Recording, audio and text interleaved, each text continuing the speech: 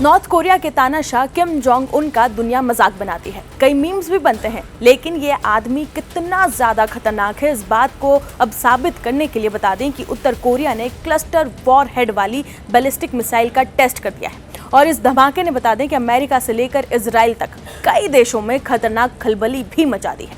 कई देश अब इसके बाद में खतरे में है। जी हाँ, बता दें कि उत्तर कोरिया ने ये साफ कहा है कि इस हफ्ते उसने कई नए वेपन सिस्टम का टेस्ट किया है, जिनमें शामिल है बैलिस्टिक मिसाइलें, जिनमें क्लस्टर बम वाले वॉरहेड लगे हुए थे। दक्षिण कोरिया के खिलाफ उत्तर कोरिया अपने परमाणु हमले वाले हथियारों को और भी ज्यादा मजबूत बनाने की कोशिश कर रहा है।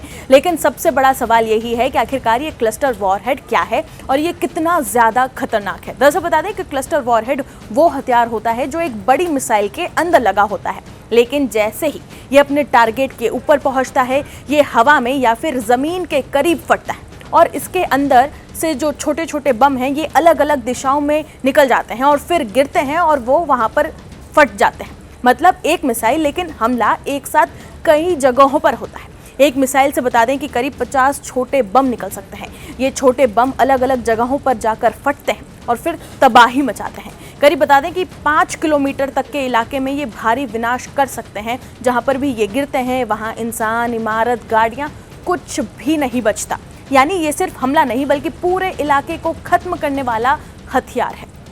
उत्तर कोरिया की सरकारी मीडिया ने अब इस टेस्ट को लेकर खबर दे दी है।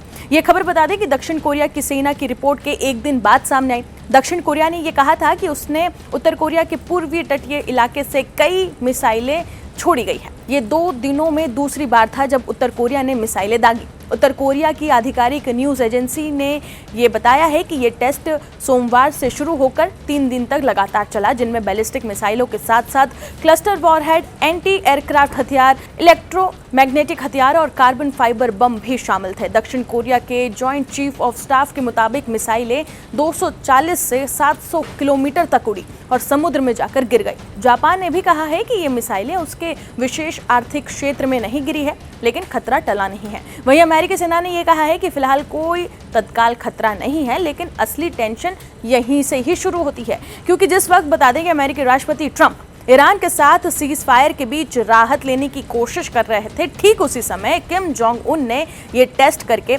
अमेरिका की टेंशन को जरूर बढ़ा दिया है। किम ने एक बार फिर ये साफ कर दिया है कि वो सिर्फ बयान नहीं देते, वो ताकत दिखाते हैं। बता दें कि साल 2019 में अमेरिका के साथ बातचीत टूटने के बाद से ही किम ने लगभग सारी डिप्लोमेसी अमेरिका के लिए रोक दी है और अब वो लगातार अपने हथियारों को और भी ज्यादा खतरनाक बना रहे हैं। वो ऐसी मिसाइलें बना रहे हैं जो नीचे उड़ती है, रास्ता बदलती है और जिन्हें रोकना बेहद मुश्किल हो जाता है।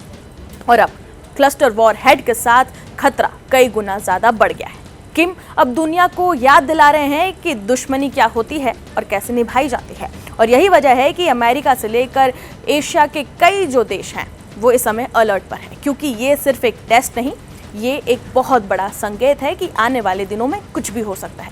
इस मिसाइल टेस्ट पर आपकी क्या राय है, कमेंट सेक्शन में जरूर बताएं और बाकी तमाम खबरों के लिए जुड़े रहे जी न्यूज़ के साथ।